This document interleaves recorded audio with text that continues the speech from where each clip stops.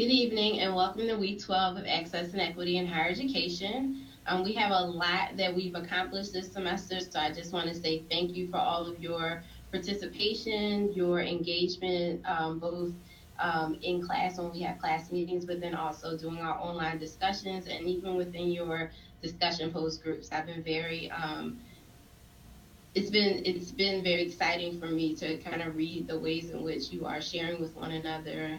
Is that really is the environment that I want to create in this course. I want you to not just see me as the instructor and the arbiter of all knowledge, but I also want you to see each other as scholar practitioners, individuals that you can learn from, and draw information that will help you to improve your practice, but then also just improve the different, your efforts to support students. So we have a lot that we need to cover this evening, and just so I don't keep you over time, we're going to jump right into the lesson for this evening.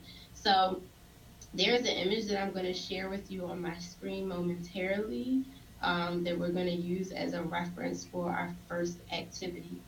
So the image that you see is a college and career readiness goal or is the college and career readiness goal for the School District of Philadelphia, and was shared with me by our guest lecturer for the 14th and final week of this class. Excuse me. The discussion that I had with her about this goal in last week's guest lecture with Patience Lerman about the partnership work that she's doing in Philadelphia on behalf of the College of Education inspired much of today's class. We started this semester with a focus on defining access, success, and equity in higher education. In the process of doing so, I had each of you share your college access experience and reflect on how your experiences, the work that you have done or are currently doing, connected to education and has helped to shape your access and equity philosophy, and take a close look at what the literature says about barriers and challenges to college access, success, and equity, particularly as it relates to marginalized populations. Building on our definitions and philosophies, we then looked at strategies to support college readiness and success, specifically ways that we can build our professional practice as it pertains to providing support to students and their families from the start of the post-secondary planning process through to the transition to college, and ways that we may also be able to build a pipeline through K-12 and higher education partnerships that provide opportunities for access and exposure. We've had some amazing guest lecturers share best practices and provide some insight into considerations for future research and program development. Today, we're going to continue the conversation by focusing on the role of partnerships in supporting college and career readiness. So we're going to start with this activity. So like I said before, we're going to jump right in. So I really hope that you guys are ready for some high energy engagement. All right. So I'm going to share our activity with you, and as I'm sharing it, I'm going to um, provide some insight. And oops, I did the wrong thing. So we're going to share files. Um, I'm going to give you some instructions. So I've also included with the screen so that you wouldn't lose the prompt. Okay. So for this activity, you're going to be broken into your discussion post groups. So there are 5 groups, and you see all of your roles that you're going to assume listed. So for the purposes of this discussion, using the college and career readiness framework that the school district has created and is implementing in their current action plan. I want you to reflect on your access and equity philosophy, the readings, guest lectures, and exchanges that you have had with your peers up to this point in the class. Looking at this goal from the role that you have been assigned, what system structures or practices need to be put in place in order to make this goal possible? All right. So for each of the groups, I want you to have somebody that is going to be your recorder and someone that's going to be your reporter. So that person can be the same person, but and I'll let you work that out. But I'm going to give you about 10 minutes just to have a quick conversation. So reflecting on kind of what we've discussed up to this point, the things that we've read, the stuff that you've heard from our guest lecturers, I want you to kind of look through the lens that you've been assigned or the role that you've been assigned. I want you to, discuss this question or discuss the prompt. So does anyone have any questions before we get started? I know that I said a lot. Okay, so I'm going to be popping into your groups as we are kind of going through out this 10-minute time period. So if you should have any questions, feel free to ask me.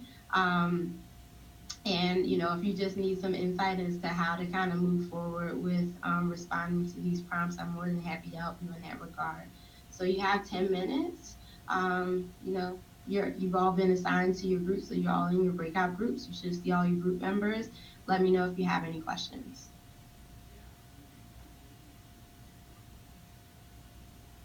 Okay. So I see that there's been a lot of chatter in your individual breakout groups pages. So I'm very excited about that.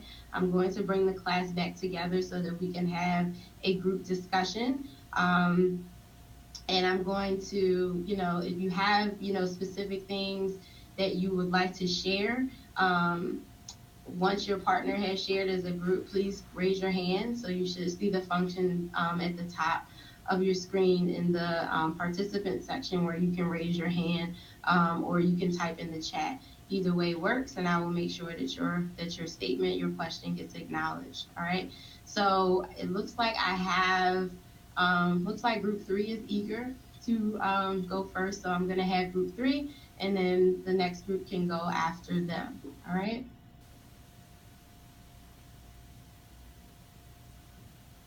Okay, so now that you've had a chance to hear from all the groups and really kind of listen to what was shared, given that, I want to kind of broaden our discussion a little bit more because, again, um, you know, I think that, well, first, let me ask this question. Do you guys have any sense as to why it may have had you guys break out into groups in this particular way?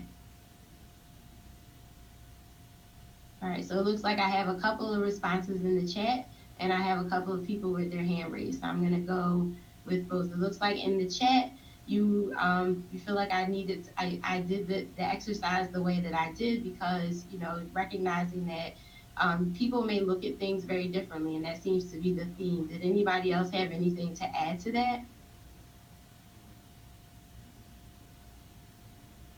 So that's correct. I mean, as from the different roles that we have, from the different lens that we're looking through, we're going to view these issues very differently, particularly as it relates to partnerships and specifically what it means, what it's going to take at each level to make sure that we can support this goal. So if I am a teacher and I am given this task of saying, my principal is telling me or I go to a meeting or professional development and they're telling me that this is the goal.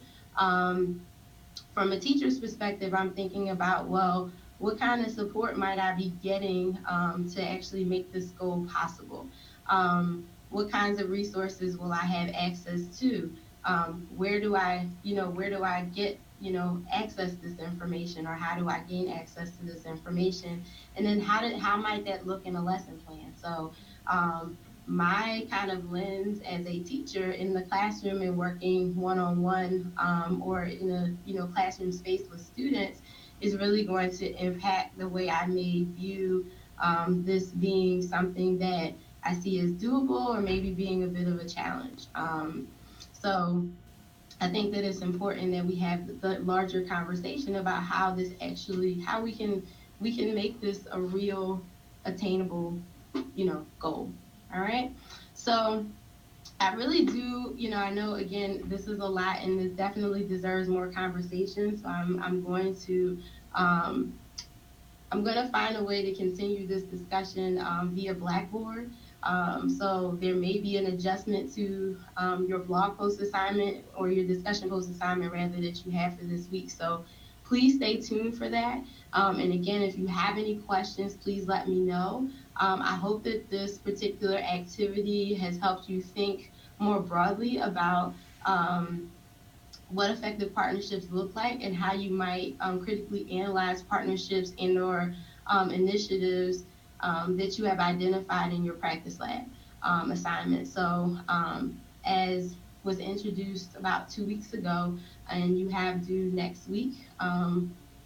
The end of next week, actually, your practice lab, which is an extension of your college access and equity issue that you've identified. So hopefully this kind of gives you some more information, more meat to add. And again, if you have any questions or need any direction, please feel free to email me.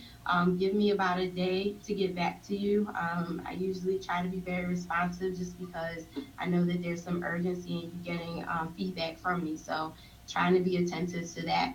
But give me about a day or two to get back to you, and I promise you that I will. All right. So with that, we are going to end our class for today. And I will hang out for a couple of minutes if anyone has any questions. But otherwise, thank you for your time and attention. And I look forward to engaging with you again next week. Take care.